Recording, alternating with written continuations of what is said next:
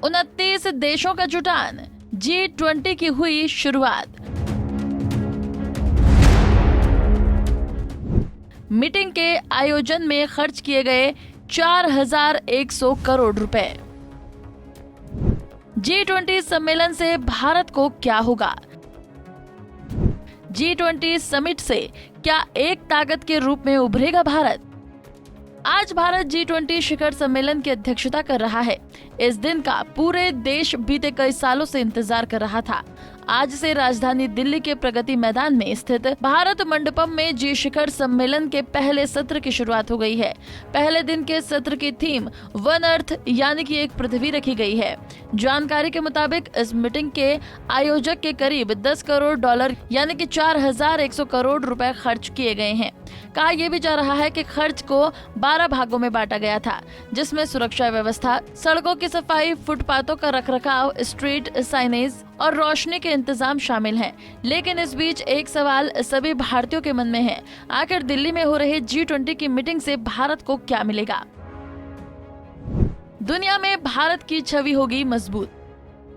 यहाँ ये कहना गलत नहीं होगा कि मीटिंग ऐसे वक्त में हो रही है जब दुनिया के अधिकांश देश यूक्रेन रूस युद्ध की वजह से दो गुटों में बढ़ चुका है। मीटिंग में अमेरिका, ब्रिटेन और फ्रांस के राष्ट्रीय अध्यक्ष शामिल हो रहे हैं, जो रूस के खिलाफ मोर्चा लिए हुए हैं। वहीं नवंबर 2022 में बाली की बैठक में यूक्रेन युद्ध का मुद्दा ही छाया रहा, जिसकी वजह से भारत की कोशिश भी यूक्रेन के मुद्दे से ध्यान भटकाने की है। भारत ने इसके लिए सतत विकास लक्ष्य के मुद्दे को आगे किया है।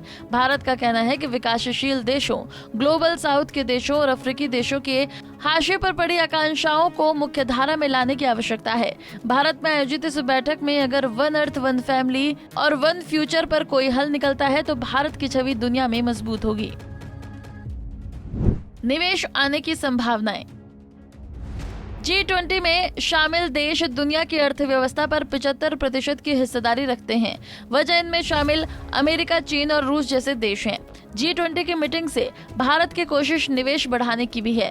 कहा जा रहा है कि G20 की मीटिंग में शामिल होने आ रहे अमेरिका के राष्ट्रपति के साथ प्रधानमंत्री नरेंद्र मोदी द्विपक्षीय वार्ता भी करेंगे। इस मीटिंग में छोटे मॉड्यूल परमाणु रिएक्टरों पर समझौता हो सकता है। दुनिया के देशों में नेतृत्व की बदलेगी धारणा। वर्तमान में मुख्य तौर पर अमेरिका और रूस, चीन ही नेतृत्वकर्ता के रूप में खुद को स्थापित कर रहा है, लेकिन G20 की मीटिंग के जरिए भारत भी इस रेस में शामिल हो गया है। भारत ने G20 में अफ्रीकी देशों को शामिल करने की पैरवी की है। चीन ने, यूरोपियन यूनियन ने अफ्रीकन यूनियन को G20 में शामिल करने के लिए भारत का समर्थन किया है। ऐसे में माना जा रहा है कि इस मीटिंग के बाद इन देशों को स्थायी रूप से G20 की अध्यक्षता मिल सकती है। अगर ऐसा होता है तो G20 का स्ट्रक्चर ही बदल जाएगा और अफ्रीकी देशों की नजर में भारत एक बड़े पैरामीटर के रूप में उभरेगा। 2 दिन की बैठक, 3 विषयों पर बातचीत। बता दें कि G20 की बैठक 9 और 10 सितंबर को हो रही है।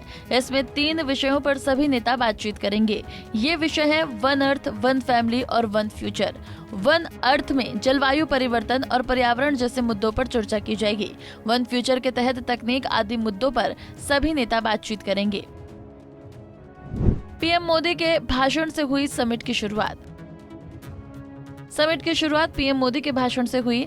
प्रधानमंत्री की सीट के आगे जो पट्टी रखी है उस पर भारत लिखा है। इससे पहले इस तरह की बैठकों में इंडिया लिखा होता था।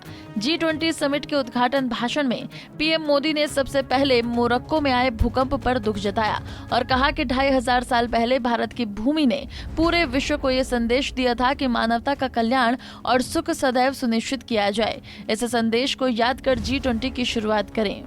Bureau report, Punjab Kesari TV.